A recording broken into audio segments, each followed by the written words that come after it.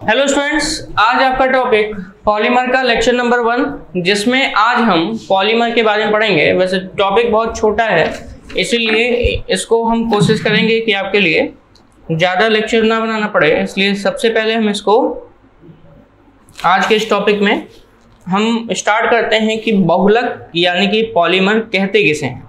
Finally मतलब starting हम यहीं पे कहेंगे कि बहुलक क्या है, what is polymer.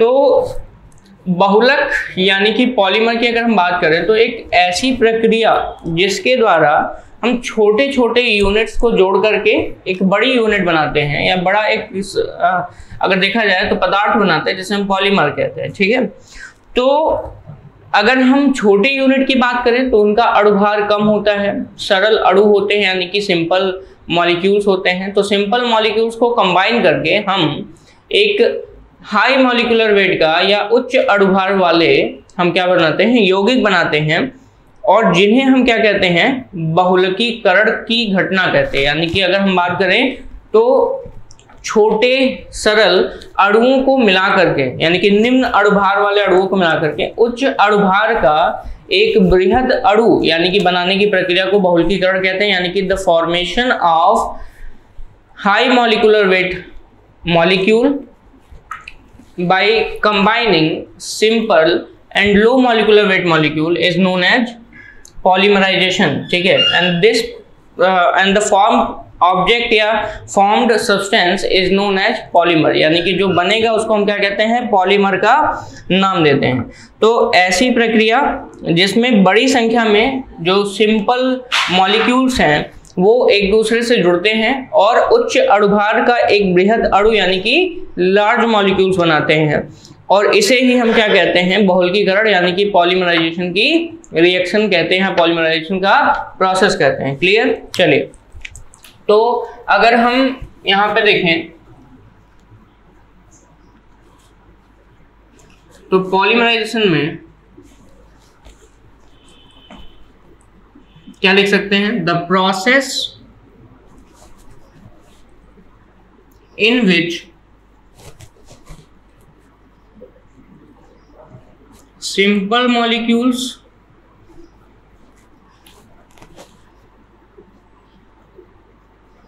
combine to form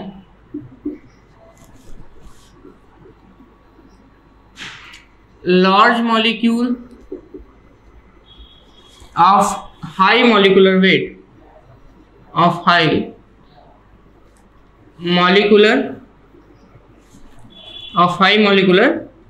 ठीक है। इसी को हम क्या कहते हैं, यहाँ पे अगर देखा जाए तो हम क्या कहते हैं, इस प्रोसेस को हम पॉलीमराइजेशन या बहुलकीकरण का नाम देते हैं।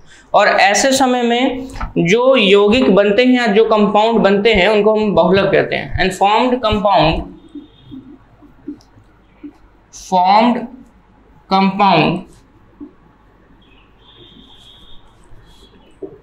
Is known as polymer.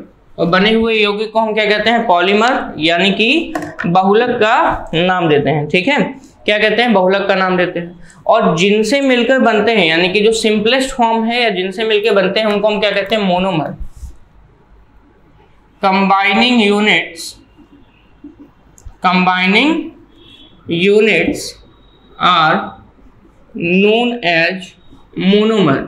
यानी कि जिनसे मिलकर पॉलीमर बनता है उन यूनिट्स को, उन छोटे छोटे पार्ट्स को, उन सिंपल मॉलिक्यूल्स को हम क्या कहते हैं, मोनोमर्स का नाम देते हैं। किसका नाम देते हैं, मोनोमर्स का नाम देते हैं। क्लियर। ठीक है, इसको हिंदी में हम क्या कहते हैं, एकलक कहते हैं। तो एकलक से मिलकर के क्या बनता है, आपका बहुलक बनता है। और इस प्रोसेस को हम क्या कहते हैं, इस प्रोसेस को हम कहते हैं बहुलकीकरण। क्या कहते हैं, बहुलकीकरण, या इसे हम पॉलीमराइजेशन की अभिक्रिया कहते हैं, पॉलीमराइजेशन रिएक्शन कहते हैं। क्लियर हो गया। ठीक है, अगर समान प्रकार के मोनोमर मिलते हैं तो ऐसे पॉलीमर को होमोपॉलीमर कहा जाता है। यहीं पे अगर विभिन्न प्रकार के मिलते हैं तो उनको हम क्या कहते हैं, कोपॉलीमर का नाम देते हैं। अगर यहीं पे समान प्रकार के आपके मोनोमर मिलते हैं, इफ सेम monomers ठीक है। तो ऐसे बने हुए पॉलीमर को हम क्या कहते हैं? होमोपॉलीमर। होमोपॉलीमर कहते हैं। वहीं पे अगला है इफ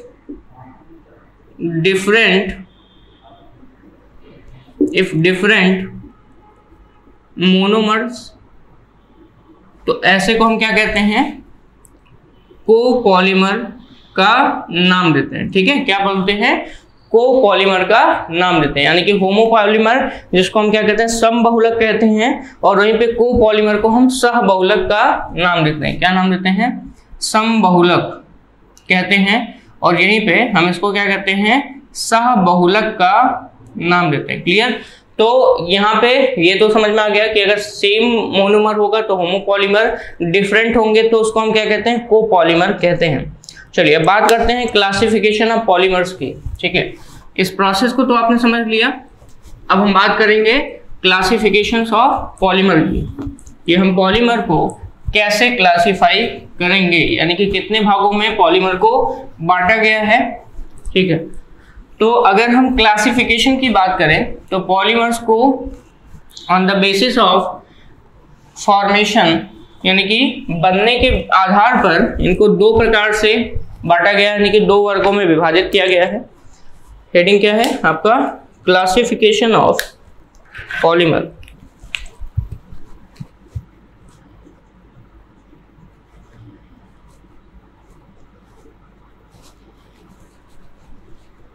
ऑफ पॉलीमर्स। अगर हम क्लासिफिकेशन पॉलीमर्स की बात करें, यानी कि बहुलक के वर्गीकरण की बात करें, तो टू क्लासेज में डिवाइडेड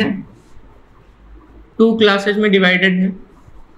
पहला है वो है नेचुरल पॉलीमर्स,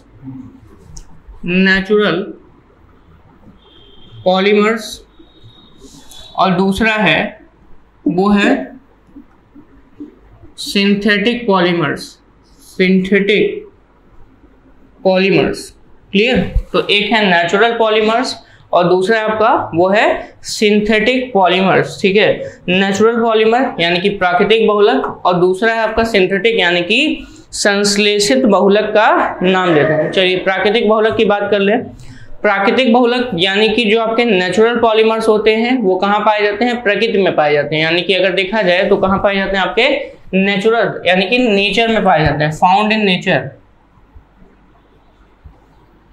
ठीक है, प्रकृति यानी कि ये प्राकृतिक रूप से उपस्थित होते हैं, फाउंड इन नेचर। ठीक है, जैसे कि आपके पॉलीसैकेराइड्स हो गए, प्रोटीन्स हो गए, न्यूक्लिक अम्ल हो गए, प्राकृतिक रबड़ हो गए, ये सभी के सभी आपके क्या हैं? अगर देखा जाए तो ये आपके प्राकृतिक बहुलक का कार्य करते हैं, फाउंड इन नेचर यानी कि नेचुरली फाउंड किए जाते हैं। एग्जाम्पल्स अगर हम देखें तो जैसे कि पॉलीसैकेराइड जो कि कार्बोहाइड्रेट का बहुलक है, और इसमें अगर हम देखें तो मोनोसैकेराइड से मिलकर बनता है। तो पॉलीसैकेराइड में आपका कौन कौन सा आता है? जैसे कि मान लो आपका ग्लाइकोजन, स्टार्च, यहीं पे सेलुलोज, ये सभी के सभी आपके किस में आते हैं? पॉलीसैकेराइड्स में आते हैं। तो पहला हो गया आपका पॉलीसैकेराइड। दूसरा यहीं पे अगर हम देखें तो प्रोटीन्स भी मिलके बनते हैं, वो भी अमीनो एसिड से। तो प्रोटीन्स जो हैं ये भी आपके क्या होते हैं? पॉलीमर होते हैं। और यानी कि इनका मोनोमर क्या होता है? वो होता है अमीनो एसिड, क्योंकि प्रोटीन की सबसे छोटी यूनिट है अमीनो एसिड, जिससे मिलकर प्रोटीन बनता है। यहीं पे अगला हम देखें तो वो है न्यूक्लिक एसिड, ये भी आपका एक पॉलीमर है, न्यूक्लिक अम्ल या न्यूक्लिक एसिड। और ये आपका पॉलीन्यूक्लियोटाइड की चेन होती है। किसकी होती है? पॉलीन्यूक्लियोटाइड की चेन होती है। यानी कि इसका मोनोमर क्या होगा? न्यूक्लियोटाइड होगा। किसका होगा? पॉलीन्यूक्लियोटाइड की चेन होती है, और इसका मोनोमर क्या होगा आपका? वो होगा न्यूक्लियोटाइड। सेम ऐसे प्राकृतिक रबर, ठीक है, प्राकृतिक रबर यानी कि जो नेचुरल रबर है ये भी आपका क्या है? प्राकृतिक बहुलक का कार्य करता है, यानी कि नेचुरल पॉलीमर का कार्य करता है। चलिए ठीक है, अगले टॉपिक पे चलते हैं जिसका नाम है सिंथेटिक पॉलीमर। सिंथेटिक पॉलीमर नाम से ही पता चल रहा है, जिसको हम संश्लेषित बहुलक कहते हैं। तो ये कृत्रिम विधियों द्वारा बनाए जाते हैं और मानव द्वारा निर्मित होते हैं। किसके द्वारा? मानव द्वारा, यानी कि मैन मेड। अगर देखें तो ये कैसे होते हैं? Man made. और एक तरीके से इसको हम क्या कह सकते हैं? आर्टिफिशियल भी कह सकते हैं। तो आर्टिफिशियल है, मैन मेड है, इसलिए इनको हम सिंथेटिक पॉलीमर्स कहते हैं, संश्लेषित बहुलक का नाम देते हैं। जैसे कि आपके बहुत सारे आजकल जितने भी चीजें यूज करते हो सभी के सभी आपके लगभग सिंथेटिक ही आते हैं। जैसे कि पॉलीथीन हो गया, ठीक है, क्या हो गया? पॉलीथीन, ठीक है, ठीक। इसी प्रकार से आपका अगर देखा जाए तो पॉलिस्टर, इसको पॉलिएस्टर भी कहते हो आप, ठीक है, टेफ्लॉन, पीवीसी,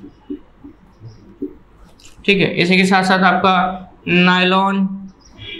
तो ये सभी के सभी आपके क्या हैं? अगर देखा जाए तो ये सभी सिंथेटिक पॉलीमर्स यानी कि संश्लेषित बहुलक के अंतर्गत आते हैं। मैन मेड या आर्टिफिशियल बहुलक इनको कहा जाता है। क्लियर हो गया? चलिए, इनका जो उपयोग है वो जनरली हम कहाँ करते हैं? इंडस्ट्री में भी करते हैं, ठीक है, साथ ही साथ मेडिसिन के फील्ड में भी करते हैं। यहीं पे साइंटिफिक इनका रोल भी है, यानी कि साइंटिस्ट, यानी कि जहाँ पे वैज्ञानिक या अनुसंधान होते हैं वहाँ पे भी इसका यूज किया जाता है। टेक्नोलॉजी के रूप में भी हम पॉलीमर्स का बहुत जगह यूज करते हैं, ठीक है। यानी कि एक तरीके से अगर देखा जाए तो ये हमारे दैनिक जीवन यानी कि जो हमारे डेली लाइफ यूजेज होते हैं वहाँ पे ये प्रयोग में लाया जाता है। जैसे कि प्लास्टिक, आजकल हम ज़्यादातर चीज़ें प्लास्टिक की खरीदते हैं और जो कि एक पॉलीमर है। हम लोग क्या करते हैं कि कोई भी सामान लेना होता है तो उसको पॉलीथीन के बैग्स में रख करके ले जाते हैं, तो वो भी आपका एक क्या है? अगर देखा जाए तो वो भी आपका पॉलीमर है। टेरिकॉट के जो कपड़े होते हैं, ठीक है, पॉलिस्टर कपड़े होते हैं, ये भी आपका क्या है? पॉलीमर है, ठीक है। तो ये सभी के सभी पॉलीमर है, यानी कि डेली लाइफ में हम जनरली पॉलीमर्स का ही यूज करते हैं, ठीक है। और ज्यादातर जो पॉलीमर्स हम लोग यूज करते हैं वो कैसे हैं? संश्लेषित पॉलीमर, या जिसे हम क्या कहते हैं यहाँ पे, उसको सिंथेटिक पॉलीमर का नाम देते हैं, ठीक है। चलिए, अब हम बात करेंगे कि सिंथेटिक पॉलीमर्स कैसे बनते हैं, यानी कि इनको बनाने का क्या तरीका है, ठीक है, इनको बनाने की जो विधियां हैं यानी कि मेथड्स ऑफ पॉलीमराइजेशन वो क्या है। तो अब हम बात करेंगे सिंथेटिक पॉलीमर्स के बारे में, क्योंकि ज़्यादातर हमारा जो पॉलीमर है डेली जो हम यूज करते हैं वो सिंथेटिक है, इसलिए हम यहाँ पे सिंथेटिक पॉलीमर की बात करेंगे। जो आपके नेचुरल पॉलीमर्स हैं इनको मैं बायोमॉलिक्यूल्स में पढ़ा चुका हूँ, ठीक है। बायोमॉलिक्यूल्स चैप्टर में मैंने आपको बताया था कि नेचुरल पॉलीमर क्या होते हैं, ठीक है, तो इनको मैं पढ़ा चुका हूँ। कार्बोहाइड्रेट, प्रोटीन्स, न्यूक्लिक एसिड, इन सभी को हमने आपको बायोमॉलिक्यूल्स के अंतर्गत पढ़ाया है, वहाँ से आप पढ़ लीजिएगा। देन अब हम बात करेंगे मेथड्स ऑफ प्रिपरेशन, वो भी किसके? Synthetic polymers. सिंथेटिक पॉलीमर्स, संश्लेषित बहुलक की बात कर रहे हैं। Methods of polymerization, methods of polymerization यानी कि बहुलकीकरण की विधि, ठीक है, या विधियां। अगर हम मेथड्स ऑफ पॉलीमराइजेशन में देखें तो जो एकलक है यानी कि जो मोनोमर्स हैं वो बहुलकों की रचना योग बहुलकीकरण या संघनन बहुलकीकरण द्वारा करते हैं। यानी कि अगर हम देखें तो यहाँ पर क्या होता है? दो तरीके के मेथड हैं। एक है आपका अगर देखा जाए तो एडिशन पॉलीमराइजेशन, और दूसरा है वो आपका कंडेंसेशन पॉलीमराइजेशन, यानी कि जिसको हम कहते हैं योग बहुलकीकरण और दूसरे को कहते हैं हम संघनन बहुलकीकरण का नाम देते हैं। योग बहुलकीकरण में अगर देखें तो जो मोनोमर्स हैं एक दूसरे से जुड़कर श्रृंखला बना लेते हैं। वहीं पे कंडेंसेशन की अगर हम बात करें तो कंडेंसेशन में अगर देखें तो मोनोमर्स के जुड़ने पर वाटर या कुछ सरल अणुओं का क्या हो जाता है? एलिमिनेशन हो जाता है, विलोपन हो जाता है, यानी कि उसमें से कुछ ना कुछ पार्ट निकल जाता है, ठीक है। तो ऐसे को हम क्या कहते हैं? कंडेंसेशन पॉलीमर का नाम देते हैं। तो चलिए देख लेते हैं मेथड्स ऑफ, अगर हम बात करें किसके बारे में? पॉलीमराइजेशन, वो भी सिंथेटिक पॉलीमर्स के। तो इसके लिए दो मेथड हैं, वो कौन कौन से मेथड है मैं यहाँ पे मेंशन कर देता हूँ। पहला है और दूसरा यहाँ पे अगर हम देखें तो पहला है वो आपका है एडिशन पॉलीमराइजेशन। क्या है सबसे पहला? एडिशन पॉलीमराइजेशन, जिसको हम हिंदी में क्या कहते हैं? योग बहुलकीकरण का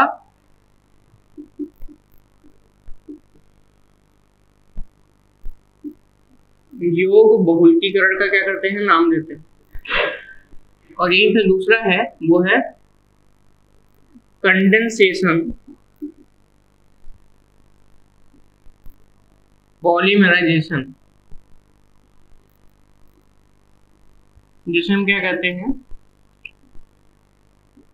संघनन बहुलकीकरण का नाम देते हैं। ठीक है, कंडेंसेशन पॉलीमराइजेशन जिसे हम क्या कहते हैं? संघनन बहुलकीकरण का नाम देते हैं। तो चलिए सबसे पहले हम बात कर लेते हैं योग बहुलकीकरण का। योग बहुलकीकरण में इस प्रोसेस में यानी कि एडिशन पॉलीमराइजेशन में अगर हम देखें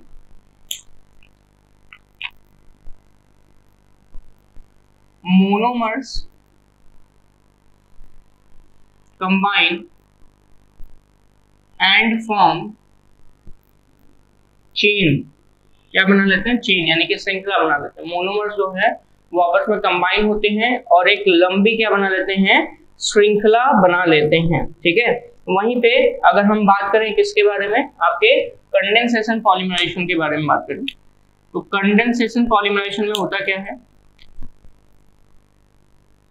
monomers combine with each other and eliminate some simple molecules like water।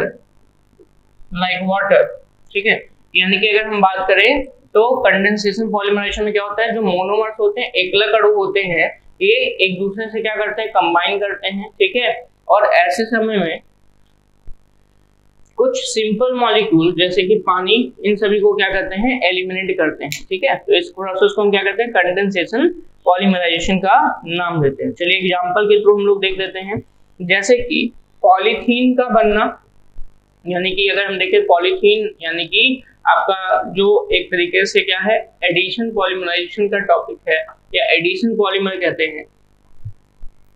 तो पॉलीथीन का बनना यहाँ पे अगर देखा जाए तो वो आपका एडिशन पॉलीमराइजेशन के अंतर्गत आता है। तो एग्जांपल्स हम यहाँ पे आपको दिखा देते हैं। पॉलीथीन जो है उसका मोनोमर क्या होता है? एथिलीन होता है या एथीन होता है। तो यहाँ पे हम CH2 डबल बॉन्ड CH2 लिख देते हैं। जो मोनोमर यूनिट है जिसको हम क्या कहते हैं? एथिलीन कहते हैं। क्या कहते हैं? एथाइलीन या एथिलीन का नाम देते हैं। एथाइलीन या एथिलीन का नाम देते हैं। अगर हम इसकी बात करें तो यहाँ पे इसके कितने मॉलिक्यूल्स हमने ले लिए? n molecules. तो मोनोमर के रूप में यहाँ पे क्या है?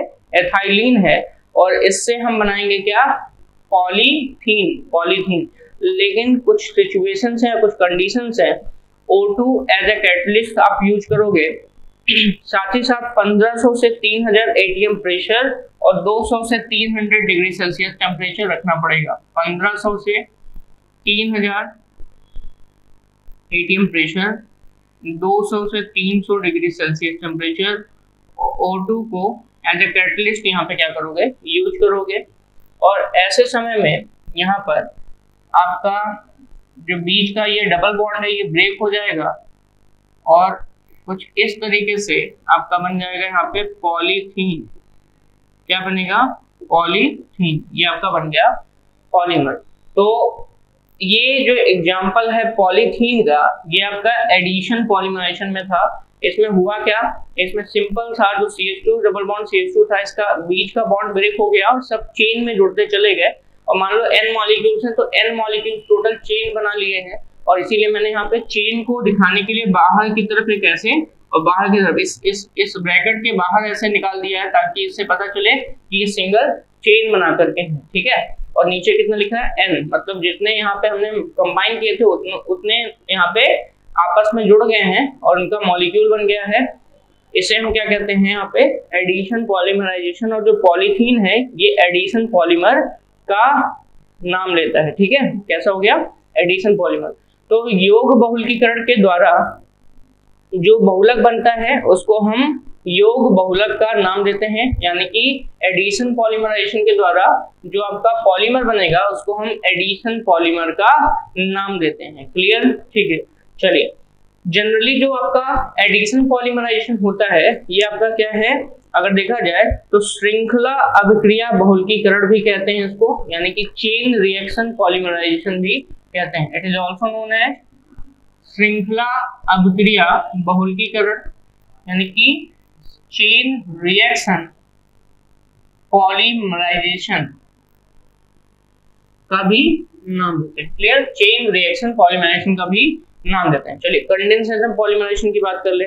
तो जैसा कि आपको पता है कि कंडेंसेशन में होगा क्या, एक अगर यहाँ पे आप ऐड करोगे तो उसमें से मतलब आप अगर मोनोमर्स को क्या करते हो, ऐड करते हो, तो मोनोमर्स को ऐड करने पर कुछ ना कुछ सिंपल मॉलिक्यूल्स निकल जाते हैं in the form of water, या फिर हो सकता है कि कुछ और भी फॉर्म में निकलते हो, तो उसको हम क्या कहेंगे यहाँ पे अगर देखा जाए तो इसे हम क्या कहते हैं, संघनन यानी कि कंडेंसेशन की प्रक्रिया का नाम देते हैं। जैसे कि अगर हम देखें तो एथिलीन ग्लाइकॉल अणु और यहीं पे टेरेफेटिक अगर हम या टेरेफेलिक अम्ल को हम क्या करते हैं, यूज करते हैं, तो ऐसे समय में जो संघनन उत्पाद बनेगा यानी कि जो एस्टर बनता है जिसे हम पॉलिस्टर भी का नाम देते हैं, तो जो पॉलिस्टर बनेगा वो आपका एक प्रकार से अगर देखा जाए तो वो अगर आपका देखा जाए तो संघनन बहुलक यानी कि कंडेंसेशन बहुलक का कंडेंसेशन पॉलीमर का यहाँ पे क्या करेगा, काम करता है। किसका? कंडेंसेशन पॉलीमर का काम करता है। ठीक है, तो अगर यहाँ पे हम देखें तो जैसे कि आपका है एथिलीन ग्लाइकॉल और इसी के साथ साथ आपका थैलिक एसिड। ठीक है, तो कंडेंसेशन पॉलीमर का अगर हम यहाँ पे एग्जांपल देखें तो जैसा कि मैं बता रहा हूँ एथिलीन ग्लाइकॉल और इसी के साथ साथ अगर हम क्या करें थैलिक एसिड, यानी कि अगर थैलिक एसिड का हम यहाँ पे यूज करते हैं तो ऐसे में हम क्या लिख सकते हैं, ध्यान से देखिएगा। एथिलीन ग्लाइकॉल का फॉर्मूला होता है CH2OH CH2OH। कितना होता है? CH2OH CH2OH। तो ये CH2 का एक OH इधर मैंने लिख दिया और इसी के साथ साथ CH2 के साथ OH मैंने ये लिख दिया, ये हो गया एथिलीन ग्लाइकॉल। ठीक है, क्या हो गया? एथिलीन ग्लाइकॉल हो गया। और यहीं पे अगर हम देखें तो टेरेफ्थैलिक एसिड, ठीक है, टेरेफ्थैलिक एसिड का हम यहाँ पे यूज करेंगे, जिसमें से अगर हम देखें तो इसका जो स्ट्रक्चर होता है वो कुछ इस तरीके से, बीच में बेंजीन रिंग है और इधर कार्बोक्सिलिक एसिड का ग्रुप होता है। बीच में बेंजीन रिंग है और इधर उधर कार्बोक्सिलिक एसिड का ग्रुप है, यानी कि 1,4 डाई कार्बोक्सिलिक या डाई अगर देखा जाए तो डाई कार्बोक्सिलिक बेंजीन है ये इसका स्ट्रक्चर। अगर देखें तो इनको अगर हम क्या करते हैं, ऐड करते हैं, तो ऐसे समय में वाटर का मॉलिक्यूल क्या हो जाता है, यहाँ से रिमूव हो जाता है। और वाटर का मॉलिक्यूल जैसे ही रिमूव होगा तो ये दोनों आपस में कंबाइन हो जाएंगे और कंबाइन होने के बाद जो इनका कंडेंसेशन प्रोडक्ट बनेगा वो कुछ इस तरीके से बनता है। OH यहाँ पे था, CH2 लिखेंगे आप, CH2 के बाद फिर CH2 है, देन आपका यहाँ पे सिर्फ और सिर्फ क्या बचा, O बचा। ठीक है, और कार्बन के साथ डबल बॉन्ड O लगा है, रिंग है इधर से और रिंग के साथ आपका COOH ग्रुप लगा हुआ है। तो ये आपका क्या बनता है, प्रोडक्ट बनता है। यहाँ पे कौन सा, ये प्रोडक्ट बनता है और ये पॉलिस्टर है, यानी कि आपका एक तरीके से अगर देखा जाए तो इसको हम पॉलीएस्टर का नाम देते हैं। किसका नाम देते हैं? पॉलीएस्टर का नाम देते हैं। ठीक है, तो ये भी आपका कंडेंसेशन बहुलक है, यानी कि इसमें से देखेंगे तो इस पोजीशन से यानी कि यहाँ से वाटर का मॉलिक्यूल रिमूव हो गया है, तो इसे हम कंडेंसेशन पॉलीमर का नाम देते हैं। और ये प्रोसेस क्या कहलाता है? कंडेंसेशन पॉलीमराइजेशन कहलाता है। क्या कहलाता है? कंडेंसेशन पॉलीमराइजेशन यहाँ पे कहलाएगा। चलिए, तो ये तो बात हो गई किसके बारे में? आपके कंडेंसेशन पॉलीमर के एग्जाम्पल के बारे में। ठीक है, चलिए इसी के साथ साथ अगर हम कंडेंसेशन पॉलीमर की बात करें तो यहाँ पे एक पॉलिएस्टर बहुलक है और एक होता है पॉलीएमाइड पॉलीमर। यानी कि अगर हम देखें तो पॉलीएमाइड बहुलक भी है और पॉलिएस्टर बहुलक भी है। ठीक है, तो यानी कि कंडेंसेशन पॉलीमर्स में अगर हम देखें पॉलीमराइजेशन में, तो एडिशन पॉलीमराइजेशन में क्या था? पहली बात तो ये समझ लीजिए कि श्रृंखला यानी कि चेन बन रही थी, बट कंडेंसेशन पॉलीमराइजेशन में कुछ ना कुछ यहाँ पे क्या हो रहा था? रिमूव हो रहा था। ठीक है, और कंडेंसेशन पॉलीमराइजेशन की अगर टाइप्स देखें तो मुख्यतः दो टाइप्स हैं। कौन कौन से? एक तो है पॉलिएस्टर पॉलीमर बनेगा, ठीक है, और दूसरा है वो है आपका यहाँ पे वो क्या बनेगा? पॉलीएमाइड पॉलीमर, यानी कि पॉलीएमाइड बहुलक यहाँ पे बनेगा। ठीक है, चलिए अभी जो मैंने एग्जांपल लिया था वो आपका किसका था? पॉलिएस्टर का था। अभी जो मैंने एग्जांपल लिया था वो पॉलिएस्टर का था, यानी कि पॉलिएस्टर बहुलक। तो अभी यहाँ पे समझ लीजिए कि जो कंडेंसेशन पॉलीमर है, कंडेंसेशन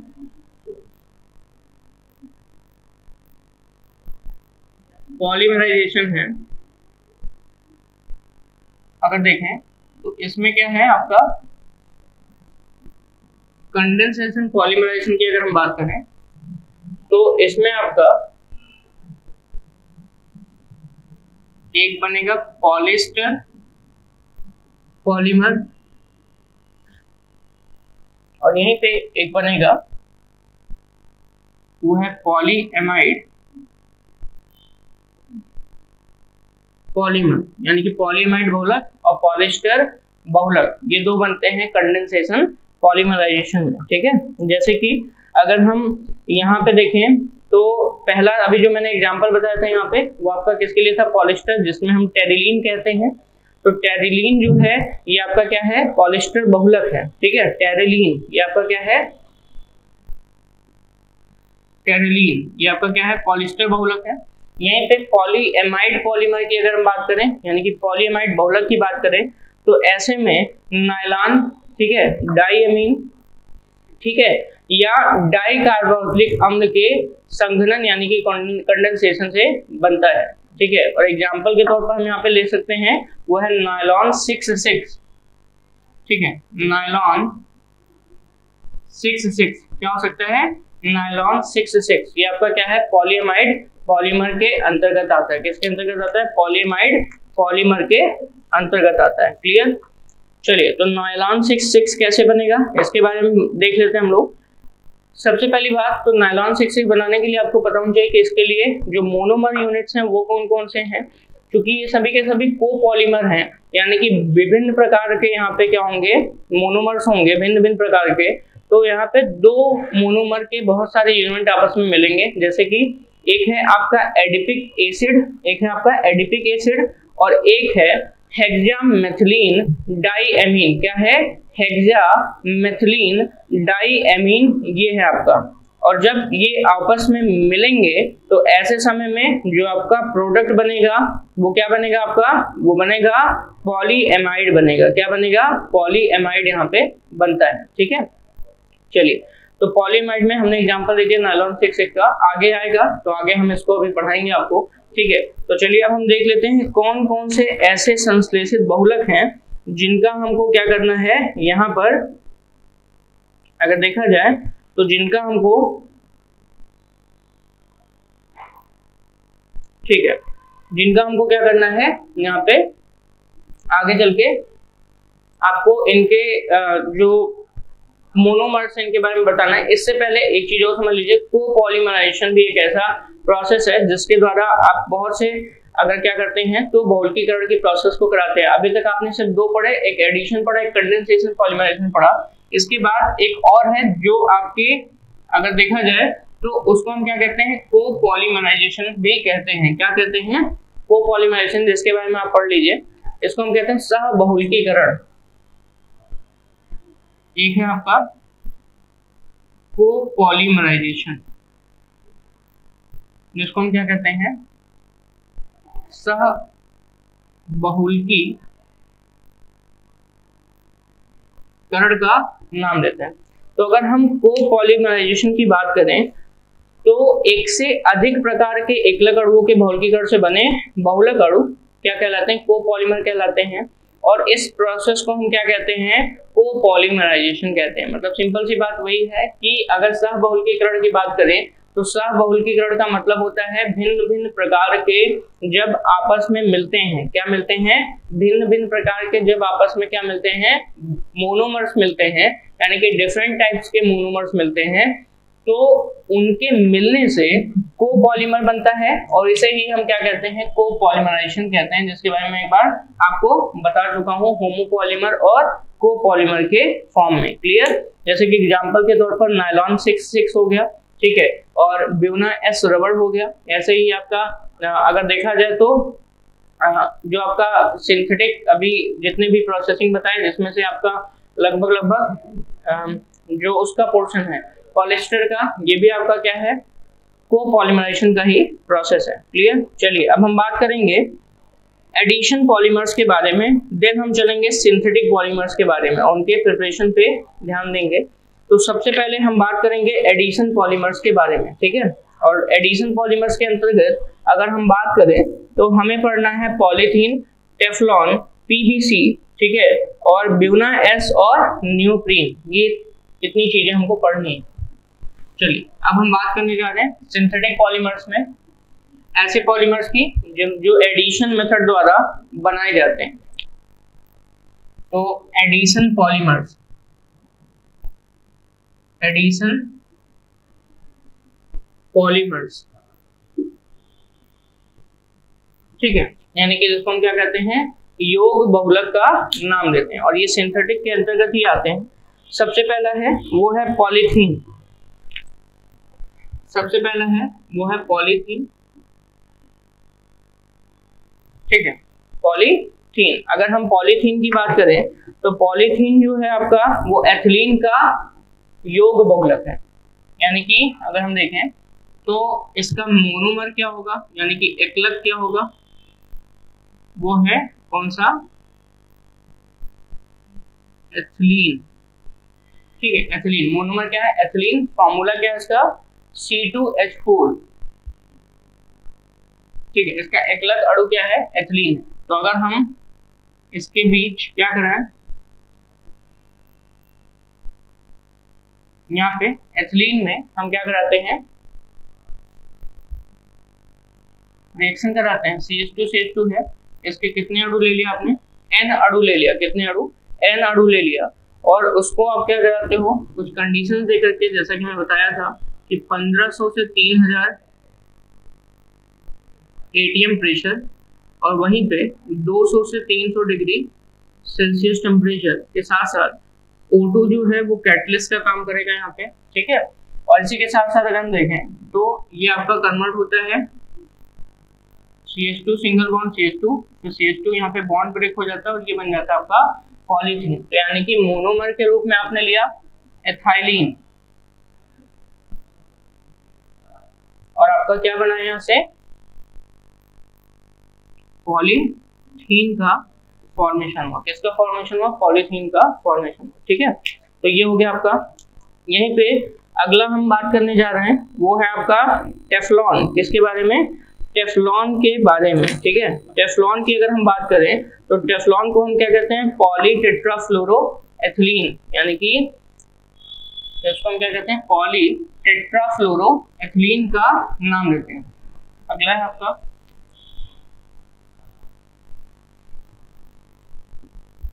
पॉलीटेट्राफ्लोरोएथिलीन, ये भी आपका एडिशन पॉलीमर है, पॉलीटेट्राफ्लोरोएथिलीन। इसको शॉर्टकट में PTFE कहते हैं, जिसका पूरा नाम है पॉलीटेट्राफ्लोरोएथिलीन का नाम देते हैं, पॉलीटेट्राफ्लोरोएथिलीन का नाम देते हैं। चलिए देखते हैं। पहली बात तो ये समझिए कि ये इसका मोनोमर क्या होता है, तो अगर हम मोनोमर देखें तो मोनोमर यूनिट है वो है टेट्राफ्लोरोएथिलीन। क्या है? टेट्राफ्लोरोएथिलीन है, ठीक है, जिसको हम जनरली किससे लिखते हैं, CF2 double bond CF2। Ethylene में जितने हाइड्रोजन थे सभी हाइड्रोजन को आपने फ्लोरीन से क्या कर दिया, डिस्प्लेस कर दिया, यानी कि फ्लोरीन से हटा दिया, तो आपका बनेगा फ्लोरोएथिलीन, या उसको टेट्राफ्लोरोएथिलीन का नाम देते हैं। और इसी को हम अगर ऐड कर दें तो जैसे हमने पॉलीथीन को ऐड किया था, सेम ऐसे यहाँ पर इसके कितने मॉलिक्यूल्स, n मॉलिक्यूल्स लेंगे, और ये आपका हो गया मोनोमर। ये आपका मोनोमर है जिसका नाम है टेट्राफ्लोरोएथिलीन। यहाँ पे अगर रखेंगे तो ऑक्सीजन और हाई प्रेशर रखेंगे, कंडीशन है हाई प्रेशर और O2, और इसके साथ साथ यहाँ पे कार्बन कार्बन की भी सिंगल बॉन्ड, ठीक। इसी के साथ साथ जो आपका फ्लोरीन है यहाँ पे CF2 रहेगा, यहाँ भी CF2 रहेगा, बस बॉन्डिंग यहाँ पे ओपन हो जाएंगी, और ये बन गया आपका क्या है, वो है टेफ्लॉन। ये बन गया आपका टेफ्लॉन, ठीक है, जो कि एक प्रकार का क्या है, पॉलीमर है। टेफ्लॉन यहाँ पे फॉर्मेशन हो गया, ठीक है। चलिए, टेफ्लॉन का जो प्रयोग करते हैं वो कहाँ करते हैं, गैस्केट्स में। जो आप लोग कुकर यूज करते हो तो कुकर में एक ब्लैक कलर की रबड़ लगी होती है, इसको गैस्केट्स कहते हैं। साथ ही साथ सील आदि बनाने में होता है। इसी के साथ साथ अगर हम देखें तो इंसुलेशन पदार्थ के रूप में भी होता है। किसके लिए होता है, इंसुलेशन पदार्थ के रूप में भी होता है, यानी कि अगर देखा जाए तो रोधन के लिए भी किया जाता है, यानी कि इसको हम इंसुलेटर के रूप में भी यूज कर सकते हैं।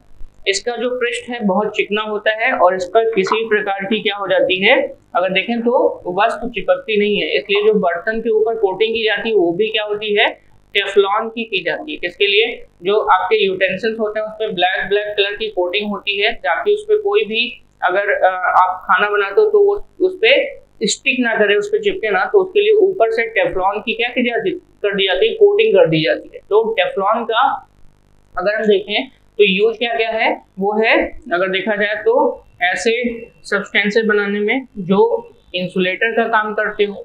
साथ ही साथ अगर हम बात करें तो ये नॉन स्टिकी होते हैं, यानी कि नॉन स्टिकी बर्तन बनाने में, यूटेंसिल्स बनाने में, ठीक है। और साथ ही साथ यहाँ पे अगर हम देखें तो इनका गैस्केट्स, ठीक है, और किसी भी सील बनाने में, यानी कि इन मेकिंग द सील, ठीक है। तो ये आपके हो गए टेफ्लॉन के यूजेस, ठीक है। नेक्स्ट हम चलते हैं, वो है आपका PVC, यानी कि पॉलीविनाइल क्लोराइड, या पॉलीविनाइल क्लोराइड भी कहते हैं।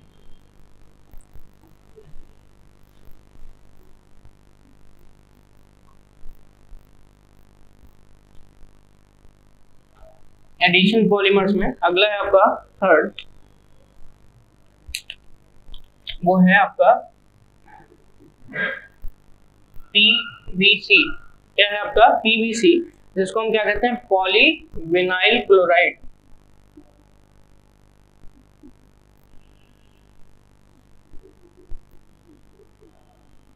ठीक है।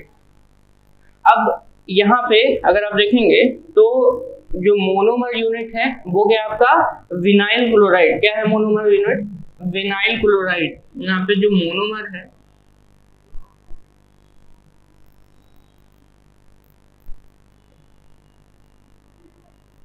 विनाइल क्लोराइड, जिसका सिंबल क्या है CH2 double bond CH Cl, CH2 double bond CH Cl, ये विनाइल क्लोराइड है। अब अगर हम यहाँ पे देखें तो इसी विनाइल क्लोराइड का हमको क्या कराना है, यहाँ पे यहीं पे हमको क्या कराना है, इनका कंडेंस अगर देखें तो एडिशन कराना है, यानी कि इनको जोड़ना है। तो सिंपल, जैसे कि आपको पता है कि एडिशन पॉलीमर में हम क्या करते हैं, या पॉलीमराइजेशन में सीधे सीधे चेन बना देते हैं, तो यहाँ पे भी वही काम करेंगे। CH2 डबल बॉन्ड CH है, इसके साथ Cl है, ये आपका हो गया विनाइल क्लोराइड। विनाइल क्लोराइड जो कि मोनोमर है, इसका आप कितने मॉलिक्यूल्स ले रहे हो, n मॉलिक्यूल्स यहाँ पे लेते हो, तो ऐसे समय में इसका जब आप क्या कराते हो, पॉलीमराइजेशन प्रक्रिया के थ्रू इसको आगे प्रोसेस कराते हो, तो यहाँ पे आपको लेना क्या है बता देता हूँ, पर ऑक्साइड। क्या लेना है, पर ऑक्साइड। कुछ सिचुएशंस भी रखनी है, हाई प्रेशर रखना है, हाई प्रेशर रखना है। इसी के साथ साथ आप देखेंगे तो CH2 single bond CH Cl, और ये आपका कुछ इस तरीके से बनेगा, ये बन गया आपका PVC, जिसको हम क्या कहते हैं, पॉलीविनाइल क्लोराइड का नाम देते हैं। किसका नाम देते हैं, पॉलीविनाइल क्लोराइड। अगर हम पॉलीविनाइल क्लोराइड की बात करें तो ये कैसा होता है, अगर इलेक्ट्रिक इंसुलेटर का काम करता है, सॉफ्ट होता है और साथ ही साथ वाटर रेजिस्टेंट भी होता है। इसका उपयोग हम लोग जनरली प्लास्टिक के सब्सटेंस बनाने में करते हैं, ठीक है, जैसे कि रेन कोट हो गया, हैंड बैग हो गया, ठीक है। रेन कोट मतलब जहाँ पे पानी ना जा सके, रेन कोट में हम इसका यूज करते हैं। इसी के साथ साथ अगर हम देखें तो वाटर प्रूफ जितने भी सब्सटेंसेस होते हैं उनको बनाने में भी इनका हम उपयोग करते हैं। तो इलेक्ट्रिक करंट इंसुलेटर भी है, और साथ ही साथ आप इसको वाटर प्रूफ सब्सटेंसेस या मैटर्स या कोई भी चीज बनाने के लिए यूज कर सकते हैं, ठीक है। इसी के साथ साथ ये भी बात ध्यान में रखना है कि जनरली जो घरों में PVC पाइप होती है, आपने सुना होगा, वो इसी की बनी होती है, यानी कि पॉलीविनाइल क्लोराइड, इसी को PVC कहते हैं। तो बोलते हैं PVC पाइप। तो PVC पाइप जो पानी वानी के सप्लाई के लिए यूज किया जाता है, यानी कि टंकी से पानी आप अपने जो जहाँ पे यूज करते हो टोटी के थ्रू, तो वहाँ पे आप लोग PVC पाइप लगाते हो। रीजन क्या है कि PVC जो है वो वाटर रेजिस्टेंट होता है, और उसमें अगर देखा जाए तो पानी का जो क्वालिटी है वो खराब नहीं होता है, ठीक है। चलिए नेक्स्ट पे चलते हैं, वो है आपका व्यूना S रबर। कौन सा है, व्यूना S रबर। अभी तक हम सिंपल सा होमोपॉलीमर पढ़ते आ रहे थे, अब यहाँ से स्टार्ट होगा आपका कोपॉलीमर भी स्टार्ट हो जाएगा, यानी कि डिफरेंट टाइप के यहाँ पे पॉलीमर आप यूज करेंगे।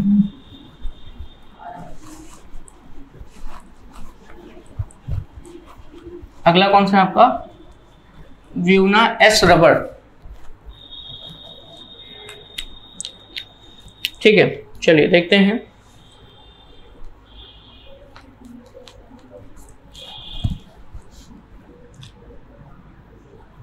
ये कितने हो गए आपके, व्यूना S रबर, SPR भी बोलते हैं, ठीक है। तो आपने अभी तक पढ़ा है कौन सा, पॉलीथीन पढ़ लिया, टेफ्लॉन पढ़ लिया, PVC पढ़ लिया, ये आपका 4th नंबर है व्यूना S रबर एडिशन पॉलीमर्स में। तो अगर व्यूना S रबर की बात करें, किसकी बात करें, यहाँ पे व्यूना S रबर की बात करें, तो जो व्यूना S रबर है ये आपका ब्यूटाडाइन और स्टाइरीन का क्या होता है, कोपॉलीमर होता है। किसका, इसलिए इसको नाम भी दिया गया स्टाइरीन ब्यूटाडाइन, ठीक है, रबर। इसको बोलते हैं स्टाइरीन ब्यूटाडाइन रबर, ठीक है। इसका नाम है, यहाँ पे मैं लिख देता हूं, स्टाइरीन ब्यूटाडाइन रबर का नाम देते हैं, ठीक है। और यहाँ पे अगर देखेंगे तो ब्यूटाडाइन का लगभग 75% यहाँ पे यूज किया जाता है, और वहीं पे अगर स्टाइरीन की बात करें तो स्टाइरीन का यहाँ पे लगभग कितना परसेंट यूज किया जाता है, 25% यूज किया जाता है। और इनके मिलने से यहाँ पे क्या बनता है आपका, वो बनता है आपका व्यूना S रबर का फॉर्मेशन होता है। किसका फॉर्मेशन होता है, व्यूना S रबर का फॉर्मेशन होता है। चलिए देखते हैं कैसे।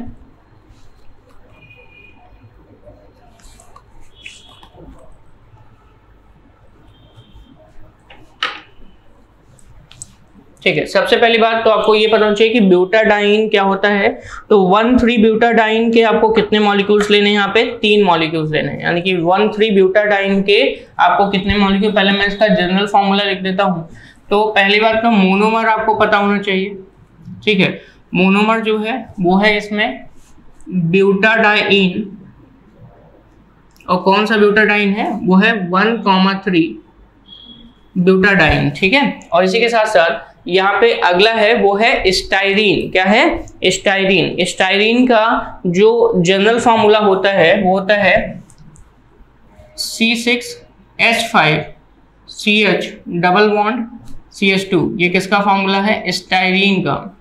और 1,3-ब्यूटाडाइन यानी कि एक और तीसरे पोजीशन पर डबल बॉन्ड लगा हुआ है, तो इसका जो जनरल फॉर्मूला आप देखेंगे ऐसे समय में CH2 डबल बॉन्ड CH फिर डबल बॉन्ड CH2, यानी कि 1 पे और कितने पे आपका यहाँ पे अगर देखा जाए तो 3 पे, पहले कार्बन पे और 3 कार्बन पे आपका क्या लगा हुआ है? डबल बॉन्ड, तो नाम है 1,3-ब्यूटाडाइन। अगर आप इधर से कैलकुलेट करोगे तो 1 2 3 4 ब्यूटा मतलब 4 कार्बन का यहाँ पे एल्कीन दिया गया है, और इसके पहले पोजीशन और तीसरे पोजीशन पे डबल बॉन्ड लगा हुआ है, इसलिए इसको 1,3-ब्यूटाडाइन लिखेंगे क्योंकि 2 डबल बॉन्ड लगा हुआ। डाई का मतलब 2, इन का मतलब डबल बॉन्ड। तो इनको अगर हम क्या करते हैं? कंबाइन करते हैं, तो कंबाइन करने पे यहाँ पर क्या बनेगा? कोपॉलीमराइजेशन होता है जिसमें से इसका कितना परसेंट है मोनोमर्स में? ब्यूटाडाइन का 75% और स्टाइरीन का 25% यहाँ पे यूज होता है। इसके लगभग कितने मॉलिक्यूल्स? 3 मॉलिक्यूल्स, यानी कि 25 और इसके कितने मॉलिक्यूल्स? 1%, यानी कि 25% के लिए एक मॉलिक्यूल यहाँ पे कंबाइन होगा, और कंबाइन होने के बाद वो क्या बनाएगा? आपका ब्यूना एस रबर का निर्माण करेगा। ठीक है, तो चलिए पहले हम यहाँ पे इसको बना लेते हैं। कितने बनाएंगे यहाँ पे? पहले CH2 double bond CH single bond CH double bond यहाँ पे CH2, ये हो गया एक ब्यूटाडाइन, यानी कि एक है। ऐसे ही कितने बनाएंगे? 3, लेकिन सबसे पहले हम एक बनाएंगे, फिर इसके बाद हम दूसरा भी ब्यूटाडाइन ही लिखेंगे। CH2 double bond CH double bond क्या? CH2। इसी के साथ साथ अब हम यहाँ पे स्टाइरीन बनाएंगे, CH2 double bond CH C6H5, and फिर हम यहाँ पे अगला बनाएंगे, वो है आपका CH2 डबल बॉन्ड CH2। ये मैंने बनाया, और ये इसमें से आप देख रहे होंगे तो 3 मॉलिक्यूल्स किसके हैं? वो हैं, ये है ब्यूटाडाइन, ये भी ब्यूटाडाइन, और ये भी क्या है? ब्यूटाडाइन, यानी कि 3 है। और इनको अब क्या करना है? कंबाइन करना है। तो यहाँ पे मैं लिख देता हूं पहले, ये है 1,3 ब्यूटाडाइन। ठीक है, ये भी क्या है आपका? 1,3 ब्यूटाडाइन। ठीक है, ये है आपका स्टाइरीन, और ये है आपका 1,3 ब्यूटाडाइन। क्या है? 1,3 ब्यूटाडाइन है। और जब आप इसको क्या करेंगे? कंबाइन करेंगे, तो ऐसे समय में जो आपका डबल बॉन्ड है वो डबल बॉन्ड आपका अगली तरफ शिफ्ट हो जाएगा, यानी कि यहाँ का जो डबल बॉन्ड है आप देख रहे हैं, तो जहाँ पे आपका CH2 डबल बॉन्ड CH के बीच डबल बॉन्ड था वो कहाँ पे शिफ्ट होगा? आगे की तरफ शिफ्ट होगा। ठीक है, यानी कि CH और CH के बीच यहाँ पे डबल बॉन्ड लग जाएगा। ठीक है, और CH2 फिर से क्या हो जाएंगे? यहाँ पे खाली हो जाएंगे, यानी कि एक बॉन्ड यहाँ पे ब्रेक हो रहा है, साइड के जो बॉन्ड है ये ब्रेक हो रहे हैं और शिफ्ट हो रहे हैं, मतलब इधर से बॉन्ड और इधर से बॉन्ड ये शिफ्ट हो रहा है इधर की तरफ, क्योंकि यहाँ पे इधर से बॉन्डिंग, क्योंकि हमको जोड़ना है, ऐड करना है। सिंपल सा समझिए, हमको क्या करना है? ऐड करना है। तो ऐड करने के लिए हम कुछ इस तरीके से करेंगे यहाँ पे। अच्छा, रिएक्शन के दौरान यहाँ पे कौन से कंडीशंस लगाने हैं? तो ये देखिए, ये तो पहली बात तो ये रिएक्टेंट हो गया। क्या हो गया? रिएक्टेंट। अब यहीं पे आपको रिएक्टेंट के साथ साथ यहाँ पे क्या लिखना है? 50 डिग्री सेल्सियस और परऑक्साइड। ठीक है, 50 डिग्री सेल्सियस के साथ साथ क्या लिखना है? परऑक्साइड लिखना है। क्लियर? चलिए इसको कंबाइन करते हैं। तो कंबाइन करते समय ध्यान क्या रखना है? ध्यान बस इतना रखना है कि आपको यहाँ पर जितने भी डबल बॉन्ड हैं उनको आगे की तरफ क्या कर देना है? शिफ्ट कर देना है, और साथ ही साथ उसको फिर बाद में कंबाइन कर लेना। तो चलिए देखते हैं, ये डबल बॉन्ड आगे की तरफ, यानी कि इसका ये बॉन्ड ब्रेक होगा और ये बॉन्ड ब्रेक होगा, तो इनके बीच बॉन्ड बन जाएगा। तो यहाँ से मैं लिखने जा रहा हूँ CH2 है, इधर मैंने एक बॉन्ड दिखा दिया क्योंकि यहाँ पे एक यहाँ पे बॉन्डिंग खाली हो जाएगी। CH के पास डबल बॉन्ड किसके बीच? CH हो गया, फिर आपका CH2, अब ये CH2 इससे जुड़ेगा। ठीक है, फिर ये डबल बॉन्ड शिफ्ट हुआ, ये दोनों बीच में आ गया, तो CH2 के पास CH फिर हो गया, फिर डबल बॉन्ड CH, फिर सिंगल बॉन्ड CH2, ये फिर इससे जुड़ेगा, तो ये हो गया CH2 CH2 के बाद सिंगल बॉन्ड, यहाँ पे क्या है CH, और यहाँ पे आएगा C6H5 जो कि पहले से ही लगा था, ठीक है। और ये फिर आपका CH2 से कंबाइन होगा ये बॉन्ड, और इधर से बॉन्ड जो है यहाँ पे मैं लिख देता हूँ, CH डबल बॉन्ड CH2 था, 1,3 ब्यूटाडाइन था, CH2 single bond CH double bond CH फिर CH2, ठीक है। और इसी को आप क्या करो, आगे की तरफ बढ़ा दो, तो ये बन गया आपका क्या, ये बन गया आपका ब्यूना S, ठीक है। क्या बन गया आपका ब्यूना S का फॉर्मेशन हो, किसका फॉर्मेशन हो गया, ब्यूना S का फॉर्मेशन हो गया, ठीक है। ध्यान से सुनिएगा, मैंने क्या किया, मैंने बस यहाँ पे इस बॉन्डिंग को यहाँ पे और ये दोनों बॉन्ड यहाँ पे शिफ्ट हो गए, ठीक है। हर एक में यही हो रहा है, यहाँ पे भी, और ये डबल बॉन्ड यहाँ पे शिफ्ट हो गए, और इसका भी डबल बॉन्ड ये यहाँ पे शिफ्ट हो गया। बाकी सारी चीजें यहाँ पे आपकी वही हैं, तो ये बन गया आपका क्या, ब्यूना S रबर का फॉर्मेशन हो गया, ठीक है। ब्यूना S रबर के बाद अगला है आपका, वो है नियोप्रीन। क्या है, नियोप्रीन, जो कि एक पॉलीक्लोरोप्रीन कहते हैं इसको हम, ठीक है, पॉलीक्लोरोप्रीन कहते हैं। तो चलिए अगला है नियोप्रीन की तरफ बढ़ते हैं। ब्यूना S रबर की बात करें तो इसका प्रयोग हम नेचुरल रबर के स्थान पर करते हैं, और जनरली ऑटोमोबाइल्स के टायर व अन्य वस्तुओं को बनाने में किया जाता है, यानी कि जो व्हीकल्स होते हैं उनके टायर और अन्य वस्तुओं को बनाने में इसका प्रयोग किया जाता है।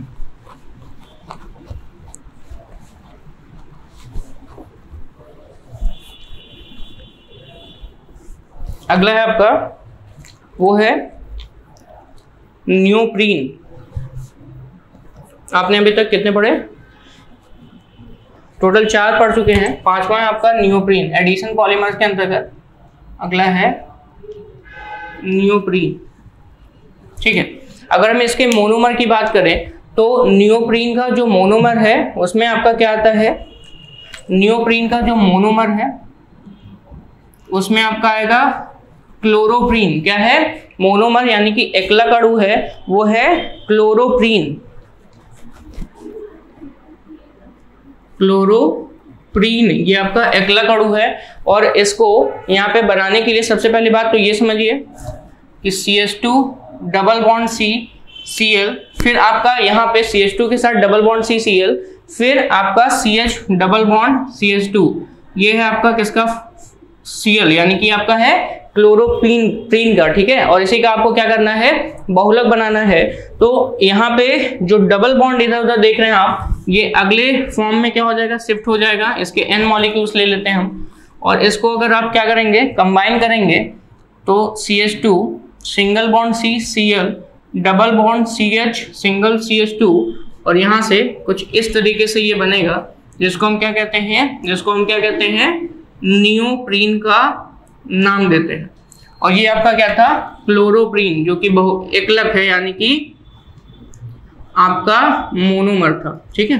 क्लोरोप्रीन जो कि आपका एकलक है, और नियोप्रीन जो कि आपका यहाँ पे क्या है, वो है बहुलक का फॉर्मेशन करता है। तो नियोप्रीन आपका एक तरीके से अगर देखा जाए तो आर्टिफिशियल रबर है, ठीक है। इसका उपयोग पाइप, बेल्ट आदि बनाने में किया जाता है, यानी कि the uses of neoprene is in belt pipe formation, ठीक है। तो बहुलक के इस टॉपिक में अभी तक हमने आपको जो एडिशन पॉलीमर्स हैं इनके बारे में बताया था। अब हम यहाँ पर आपको सिंथेटिक पॉलीमर्स के बारे में बताएंगे। एक्चुअल में यहाँ पर हम सिंथेटिक पॉलीमर्स के अंतर्गत ही एडिशन पॉलीमर और कंडेंसेशन पॉलीमर पढ़ रहे हैं। तो सिंथेटिक पॉलीमर्स के लिए मैंने आपको एडिशन पॉलीमर बता दिया था, यानी कि जिसे हम योग बहुलक कहते हैं, और इस प्रोसेस को कैसे हम करते हैं, तो चेन रिएक्शन होती है, ये सारी चीज़ें मैंने आपको बता दी थी।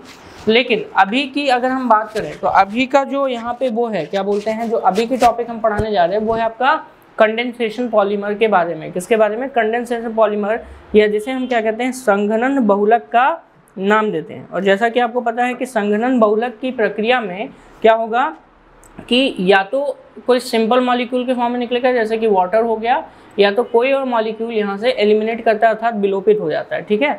तो अभी हम हेडिंग डालने जा रहे हैं, वो है आपका कंडेंसेशन पॉलीमर, यानी कि अगर हम उसको हिंदी में बोलें तो उसको हम कहते हैं संघनन बहुलक का नाम देते हैं। किसका नाम देते हैं, संघनन बहुलक का, और कंडेंसेशन पॉलीमराइजेशन को संघनन बहुलकीकरण का नाम देते हैं। तो चलिए टॉपिक स्टार्ट करते हैं।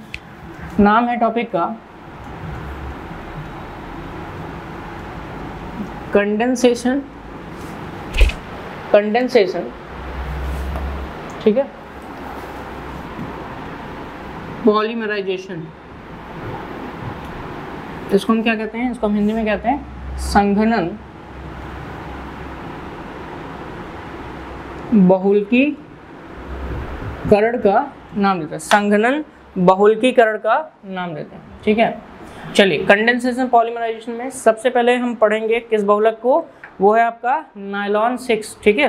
तो नायलॉन 6 की अगर हम बात करें तो जैसा कि आपको पता है कि ये कंडेंसेशन पॉलीमर का सबसे पहला अगर देखा जाए तो बहुत ही इम्पॉर्टेंट क्या है आपका पॉलीमर है, और ये एक तरीके से अगर देखा जाए तो कृत्रिम पॉलीएमाइड यानी कि आर्टिफिशियल पॉलीएमाइड जो कि कृत्रिम रेशे बनाते हैं उनकी संरचना होती है, ठीक है। यानी कि एक प्रकार से कृत्रिम रेशा यानी कि आर्टिफिशियल जो आपके सिंथेटिक फाइबर्स होते हैं वो आपका क्या होता है, नायलॉन होता है, ठीक है। तो इसमें सबसे पहले हम पढ़ेंगे नायलॉन 6, ठीक है। क्या पढ़ेंगे, नायलॉन 6 के बारे में।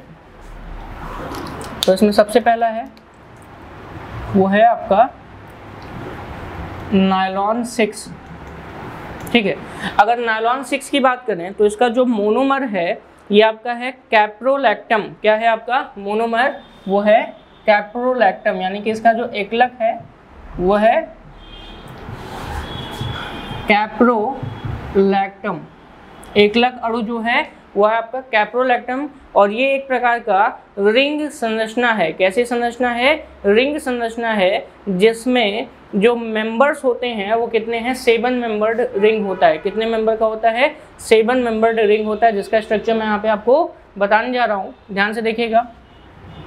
7 मेंबर्ड है, C डबल बॉन्ड O करके है, देन आपका यहाँ से आपका नाइट्रोजन के साथ हाइड्रोजन जुड़ा हुआ है, NH हो गया।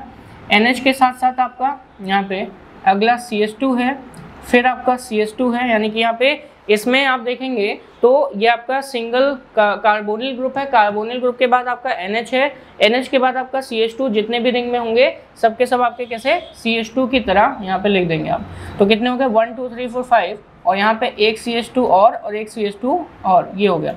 तो ये बन गया आपका कितने का रिंग, यहाँ पे 7 का रिंग बन गया, CH2 और साथ ही साथ एक ये हो गया। तो यानी कि अगर देखेंगे तो 1 2 3 4 5 6 7 यहाँ पे मेंबर्स का रिंग बन गया। और ये जो स्ट्रक्चर आपने बनाया अभी वो आपका किसका है, कैप्रोलैक्टम का, यानी कि यहाँ पे जो मोनोमर है उसका है। इसके मान लेते हैं कितने मॉलिक्यूल्स हमने ले लिए, n मॉलिक्यूल्स ले लिए। इसके कितने मॉलिक्यूल्स ले लिए, n मॉलिक्यूल्स ले लिए। और ऐसे समय में आपका क्या बनेगा, नायलॉन 6 बनेगा। तो होता क्या है ऐसे समय में, यहाँ पे CH2 देखिए कितने हैं, 5 है, NH है और CO है। तो ये बॉन्ड जो है आपका यहाँ से ब्रेक होगा।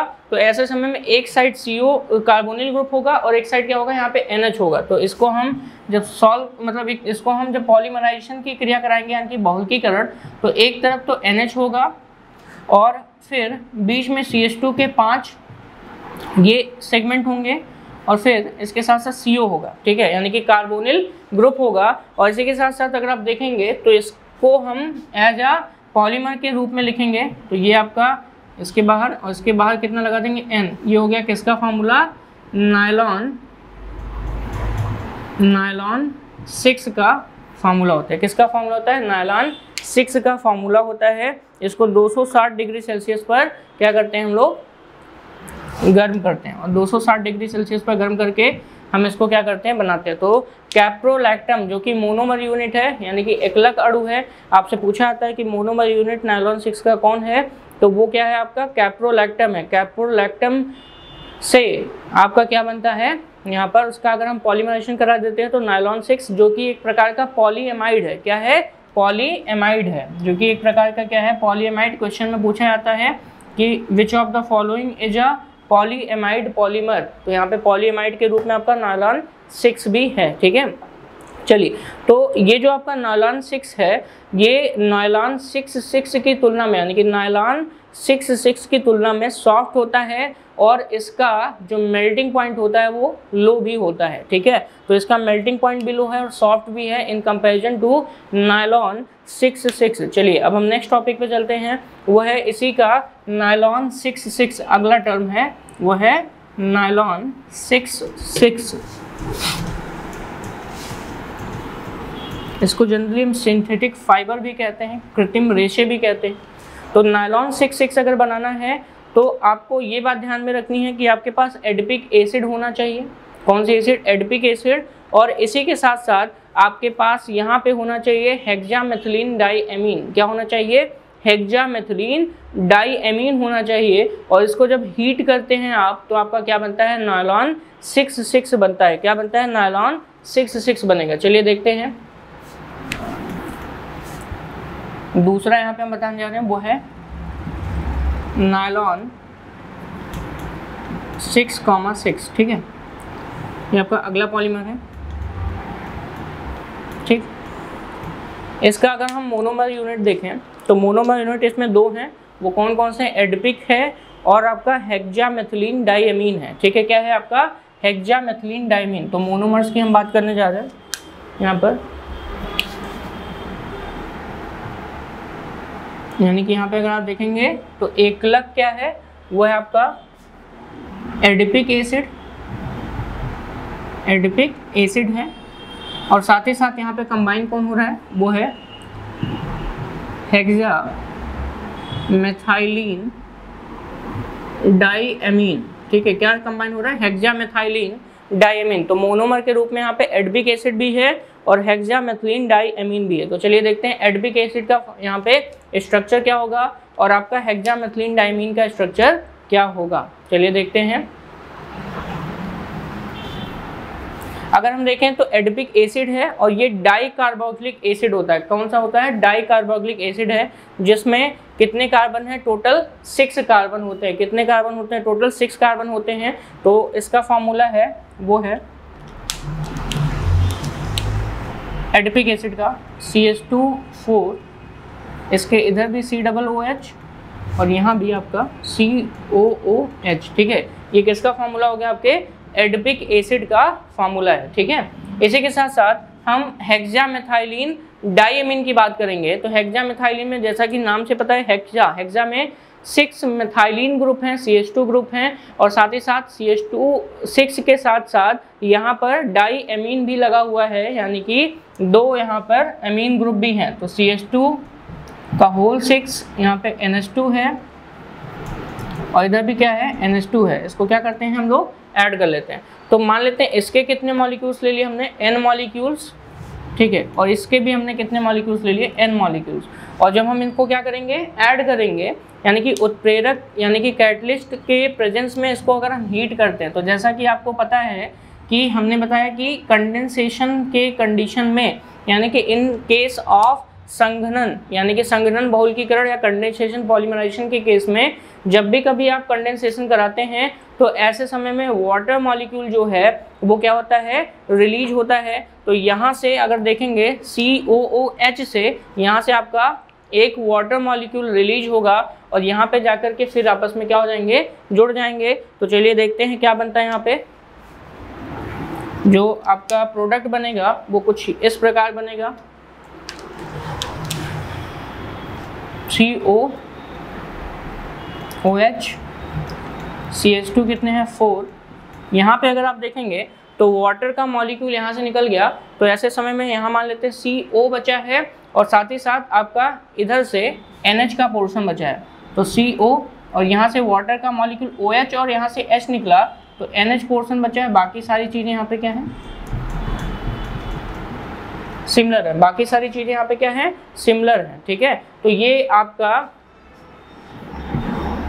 N और यहाँ पे आपका ये हो गया N। ठीक है, तो ये बन गया आपका क्या? यहाँ पे वो है आपका नायलॉन 6,6। यहाँ पे CH2 लिखा है, ध्यान में रखिएगा CH2 है, CH2 6 है, बस चेंज कहाँ हुआ? यहाँ पे हुआ। ठीक है, यहाँ पे CO जो है और साथ ही साथ NH, इसका एक हाइड्रोजन और इसके OH जो है वो क्या हो गए? रिमूव हो गए। तो यहाँ से कितना वाटर मॉलिक्यूल निकला? वाटर का एक मॉलिक्यूल निकलता है H2O के बराबर। ठीक है, और यहाँ पे ये जो बना है ये है नायलॉन